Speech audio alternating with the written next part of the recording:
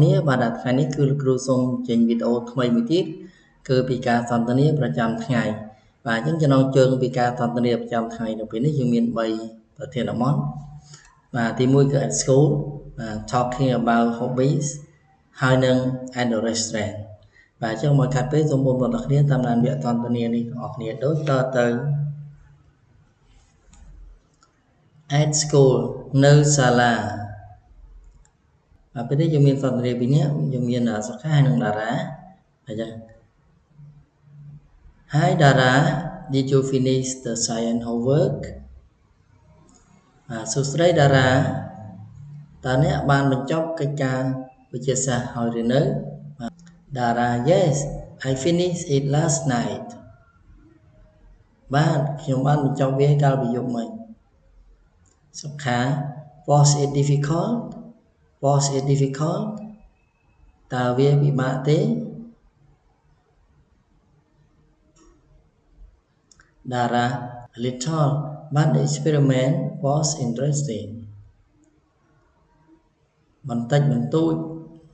ឬក៏ពិបាកបន្តិចប៉ុន្តែការពិសោធន៍គួរឲ្យចាប់អារម្មណ៍សុខា Can you help me after class តើអ្នកអាចជួយខ្ញុំបន្តិចបន្ទាប់ពីថ្នាក់រៀន Dara Sure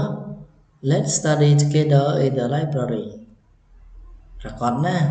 តោះរៀនជាមួយគ្នានៅបណ្ណាល័យ Talking about hobbies និយាយអំពីចំណូលចិត្តអញ្ចឹងយើងមានលីណានិងនារីបាទលីណា What do you do in your free time តើអ្នកធ្វើអ្វីនៅពេលទំនេរបាទឬក៏តើអ្នកធ្វើអ្វីនៅពេលទំនេររបស់អ្នកនារី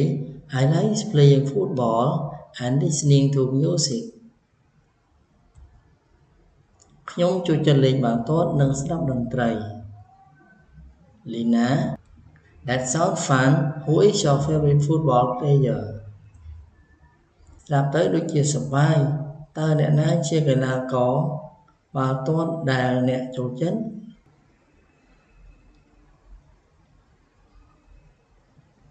នារី My favorite player is Lionel Messi កីឡាដែលខ្ញុំចូលចិត្តជាងគេគឺ Lionel Messi Lina Nice I enjoy drawing pictures អស្ចារ្យណាស់ខ្ញុំចូលចិត្តគូររូបនារី You are very creative អ្នកពិតជាច្នៃប្រឌិតណាស់ At the restaurant នៅភោជនីយដ្ឋាន waiter និងអ្នកបម្រើបាទយើងមាន waiter ហើយនិងនីតាអញ្ចឹង waiter Good evening Can I take your order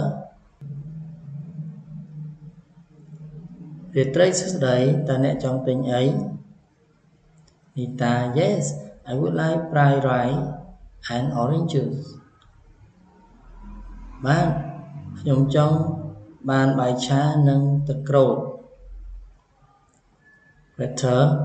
Anything else តើមានអ្វីផ្សេងទៀតទេ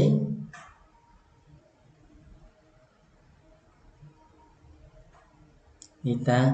No thank you ទេអរគុណ Waiter Your food will be ready soon អាហាររបស់អ្នកនឹងរួចរាល់ក្នុងពេលឆាប់ៗនេះនីតា Thank you very much សូមអរគុណច្រើនបាទអញ្ចឹងបងប្អូនទាំងគ្នាបាទមេរៀនរបស់គ្រូជាដល់ទីបញ្ចប់ក៏សូមអរគុណបងប្អូនដែលតាមដានមេរៀនរបស់គ្រូតាមបណ្ដាប់ដល់ចប់បាទសូមជូនបងប្អូនបាទរៀនកាន់តែពូកែទៅណាបណ្ណាដោយសុវត្ថិភាពបាយបាយ